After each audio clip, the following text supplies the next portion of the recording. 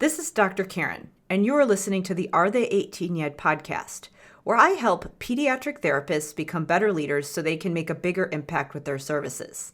On this show, I'll share up-to-date evidence-based practices, my own experiences, and guest interviews designed to help clinicians and educators feel more confident in the way that they serve their caseloads, so they can help school-age kids grow up to be successful, kind, well-adjusted people.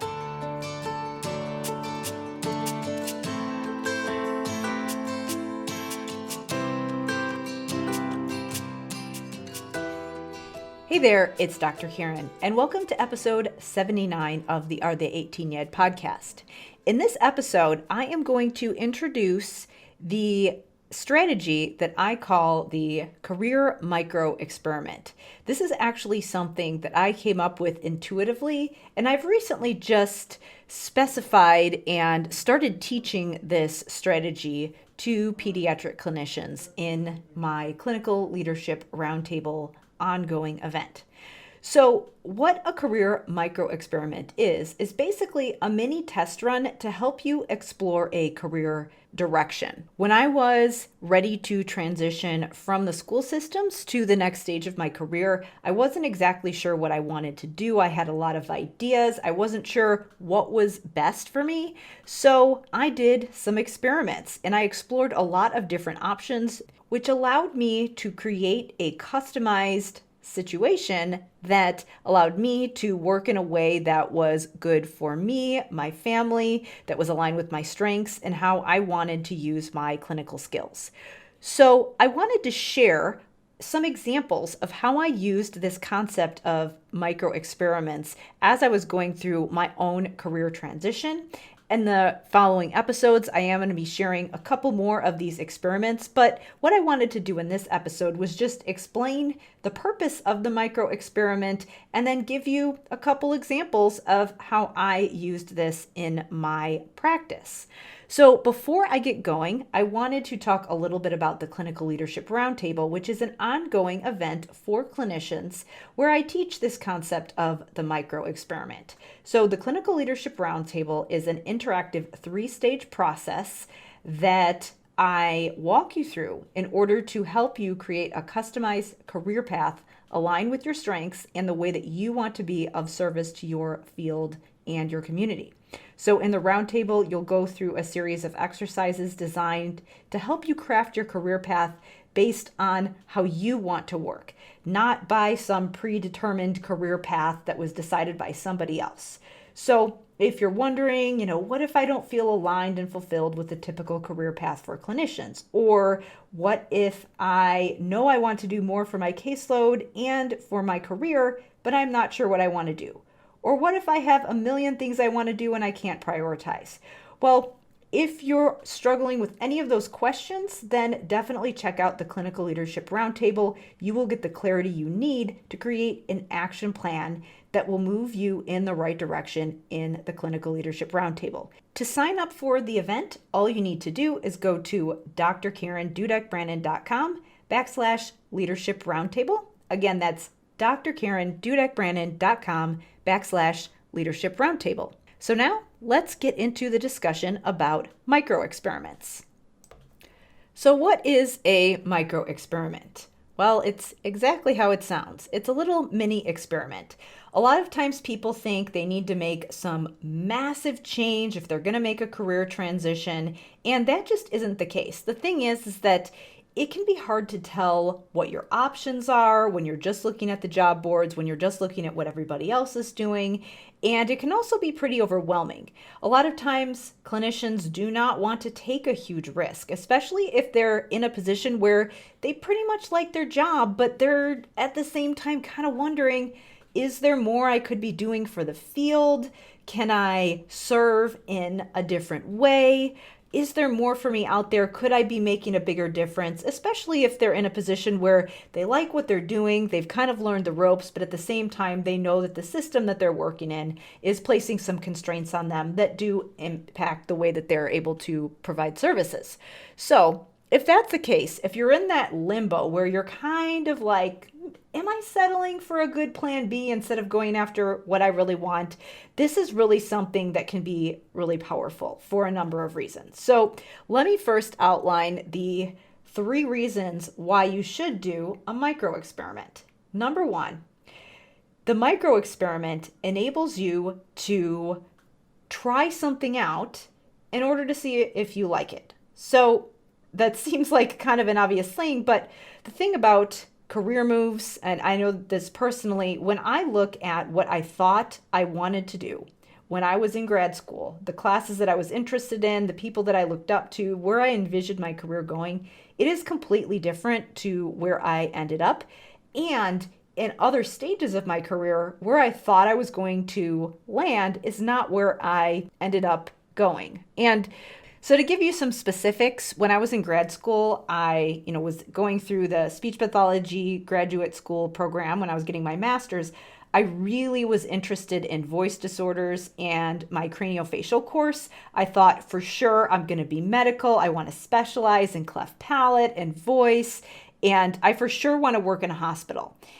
And when I actually graduated, I was living in the Chicago area with my parents, but I was engaged to someone who lived in Bloomington Normal, which is a college town that I think at the time there was maybe like a little over 100,000 people in the community. So a decent sized community, but it was not as big as Chicago. So I did not have as many career options where I was going to be moving. So if I would have stayed in the Chicago area to work, I probably could have gone the medical route.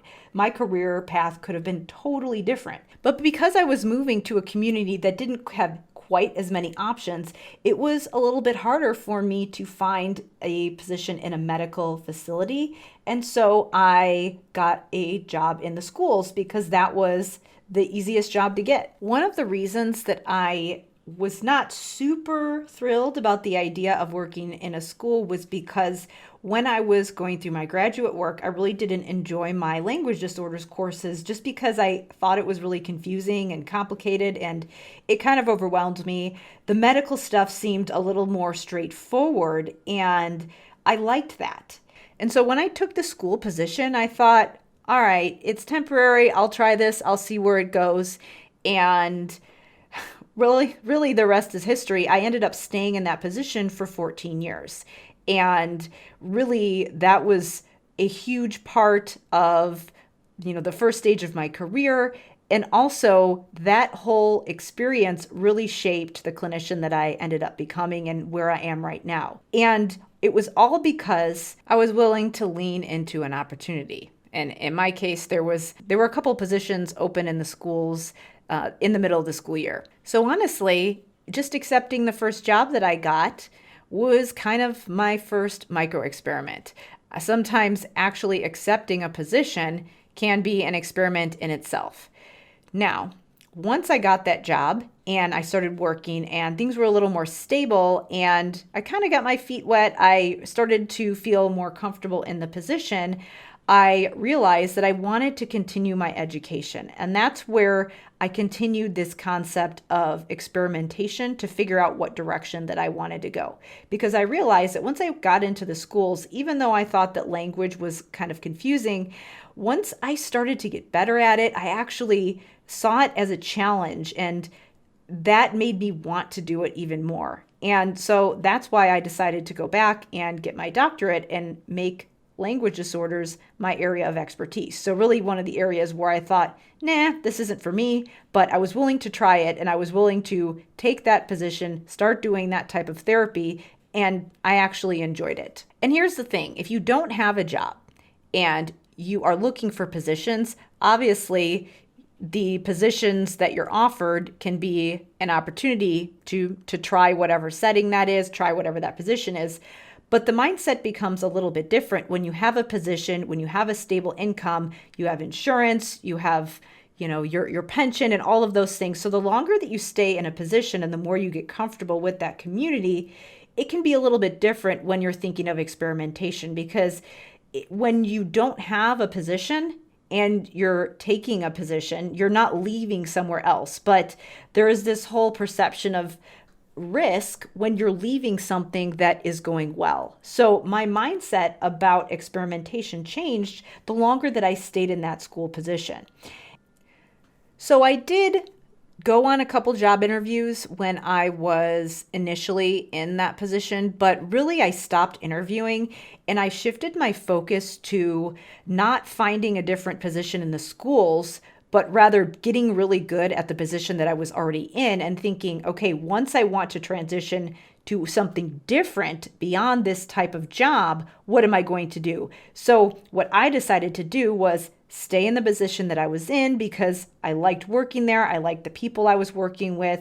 I had coworkers that I got along with. I had administrators who were supportive and the commute was good. The students were nice. It was, a reasonable schedule. I liked the district I was working in. So there were a lot of good reasons to stay. And it got to the point where I felt like it was too risky to be jumping around. So the way that I started experimenting was by trying to find ways within that position to get different types of experiences rather than actually leaving that position.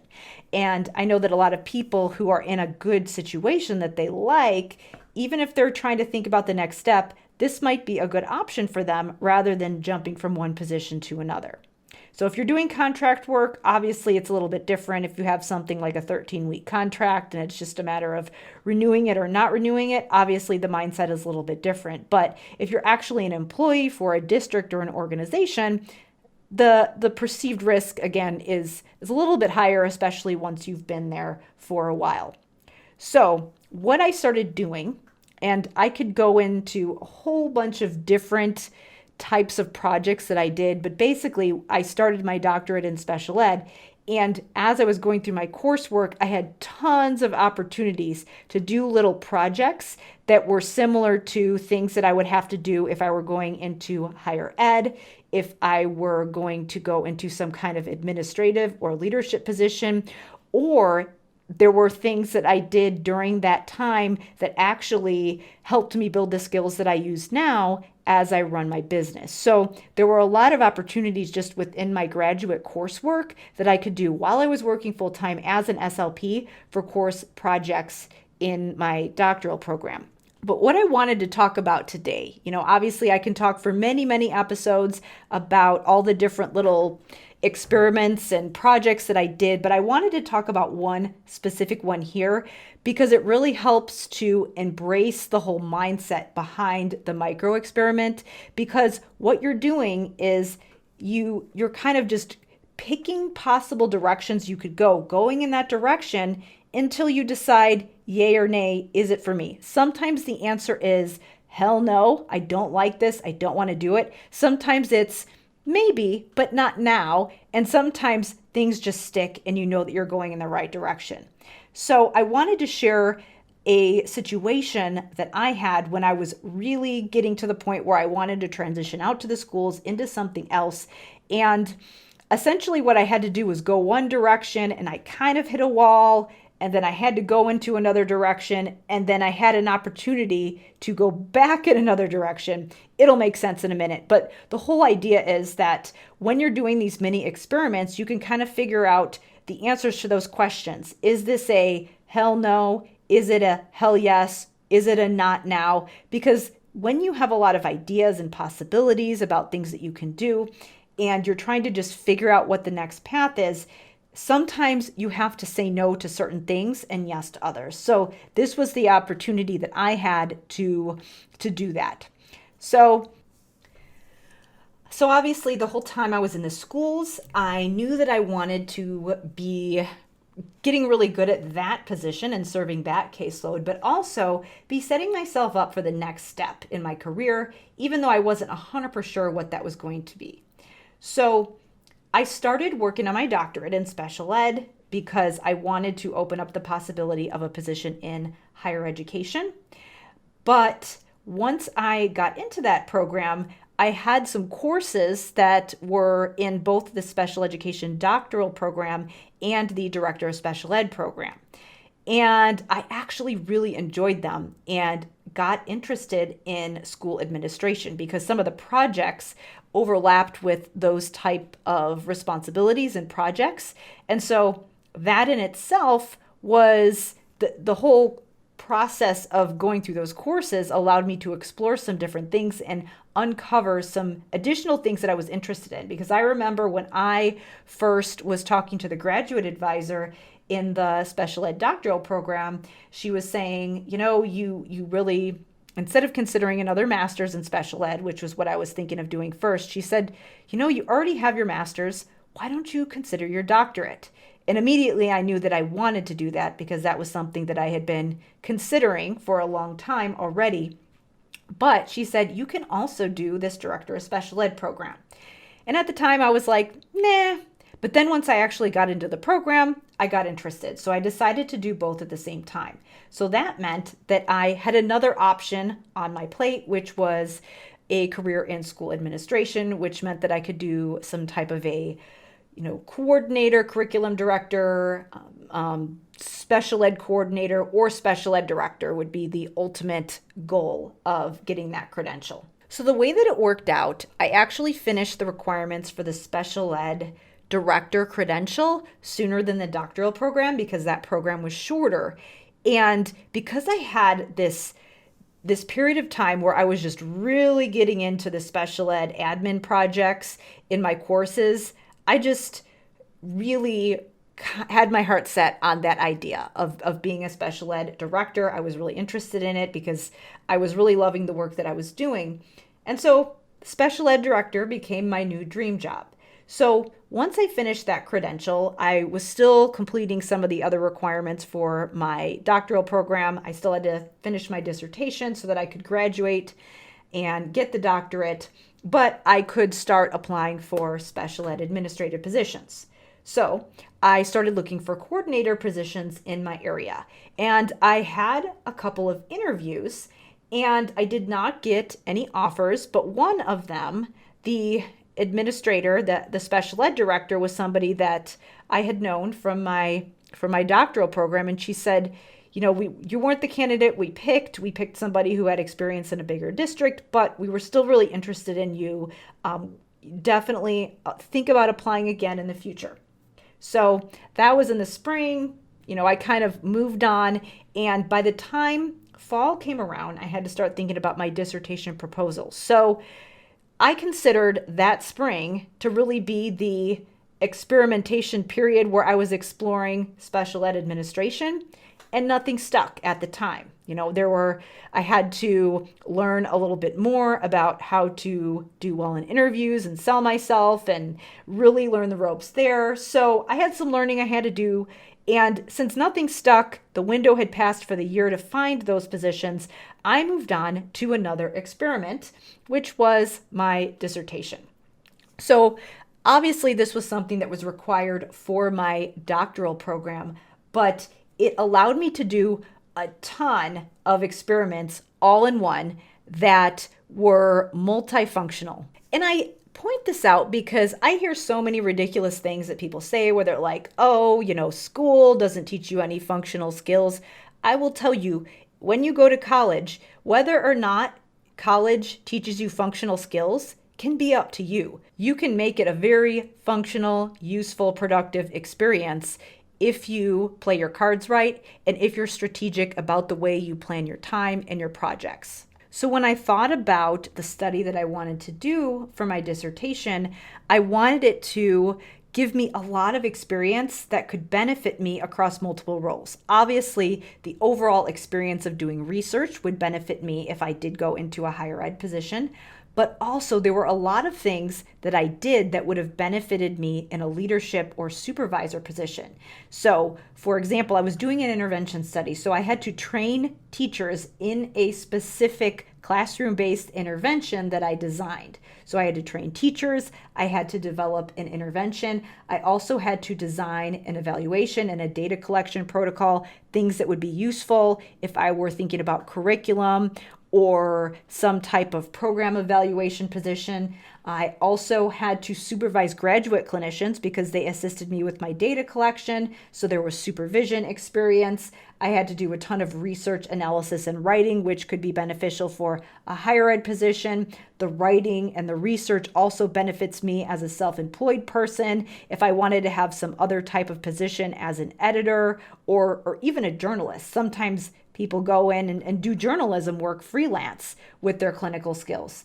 I also had to coordinate a team of busy people. I had to manage resources and funding. So there were a ton of mini experiments and experiences wrapped up into this one project. This was going to be a big deal for me. Obviously, getting the doctorate was a bucket list goal. I had it all set up. I had interviewed for the administrative positions in the spring, and this was in the fall sometime when I was actually doing my proposal, when I had talked to the teachers. I had started getting approval from my district and, coordinating all of my resources and my processes, and I had it all set up. There was really a lot of logistics to this project. And then I got a call from the special ed director that I had interviewed with earlier in the year. And so basically she said the candidate we selected for that coordinator position didn't work out and the position is open again. And we were really impressed with you. We were wondering if you'd like to come back for an interview. So basically the experiment that I had done in the spring that hadn't quite worked out, hadn't quite stuck, had come back around. And I had a big decision to make because I had already started this other process of getting my dissertation study all set up.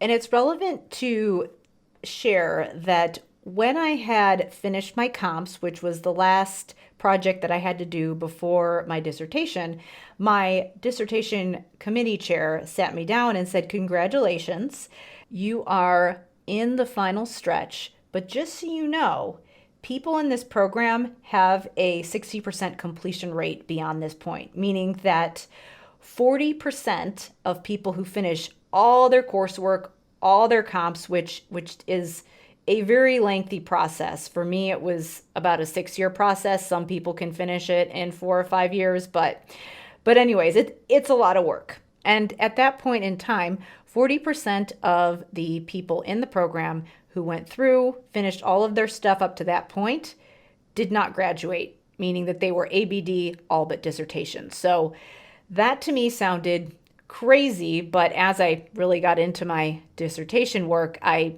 totally understood why that happens. And the thing is that it's a huge project. It requires a lot of planning. There's not a lot of structure. You have to create that structure yourself. And so a lot of people end up not finishing, and so they do all this work and then they don't actually have their doctorate. I did not want to be one of those people. And this was something that was really important to me. So at this point, when I got this chance to go interview for this position that wasn't my dream position yet, because I did want to be a director, this was a coordinator position, but it was a step in the right direction because a lot of people will move into a coordinator position before getting a director position. And that had been my dream job. It was something that I really wanted. But through this experimentation process, I had to kind of go one direction, see if it worked, and then I had to start going another direction. And sometimes when you commit to going one way and you know that something is important to you, you have to commit and go with it. And at this point, I was at a crossroads. I thought that I was probably, like most people would think, you're crazy to turn down that interview, especially because I had really had my heart set on doing administration. But I had to look back at what I really wanted for myself in the long term. I knew I loved doing research, and my dissertation study was a project I'd been envisioning for years. It really meant something to me, and taking the position, if the interview did go well, would have made my dissertation a logistical nightmare, and it may have prevented me from ever finishing. And I did not want to be in that 40%. I still wanted higher ed to be an option on the table. I wanted this study to happen. Getting the doctorate was a bucket list goal, so I had to make a decision. And really, this whole idea of self-experimentation and micro experiments and just really being clear on what I wanted, but also being open to the idea that sometimes when you go in one direction, it can change. You can go in one direction, it doesn't work yet, and then you go another direction and you realize that one of the things that you wanted might not be what you want right now. And so this was a really key period in my career exploration process, because there are many times when you might have multiple options on the table that might seem appealing to you, but you have to be clear on what you want in the long term as you're going through this process.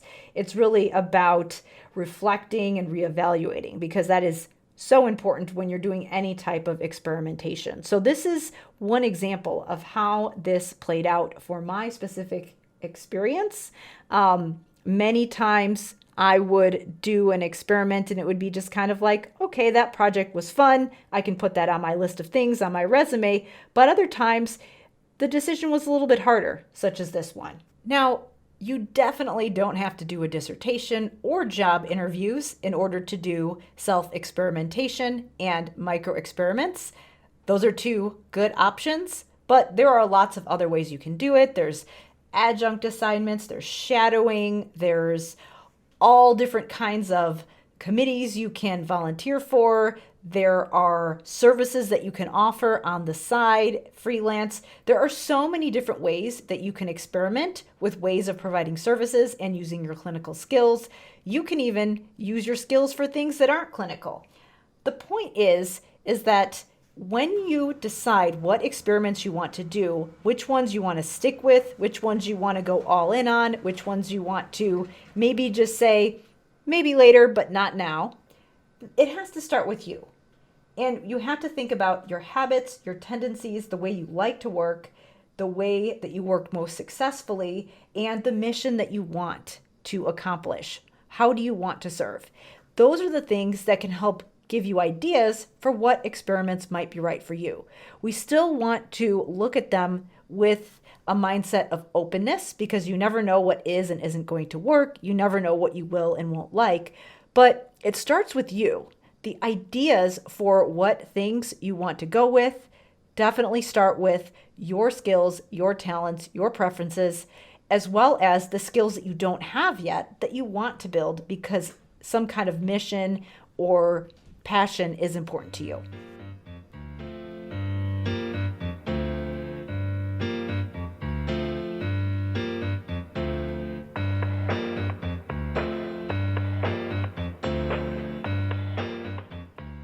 If you want to start planning out your own mini career micro experiments, then definitely check out the Clinical Leadership Roundtable. The Clinical Leadership Roundtable is a 3-stage process designed to help you create a customized career path aligned with your strengths and the way that you want to be of service to your field and your community. So if you've ever felt limited by your career options as a clinician, if you think a career pivot might be in your future, or you're not really sure if you want to stay where you are, maybe you like what you're doing, but you think there might be more out there for you and you want to start exploring your options, then definitely check out the Clinical Leadership Roundtable if any of these things apply to you. Especially if you feel a little bit constrained by the traditional career path, if you want to see how you can use your services creatively and start brainstorming some ideas based on the way that you like to work, the way that you want to serve, and the mission that is important to you.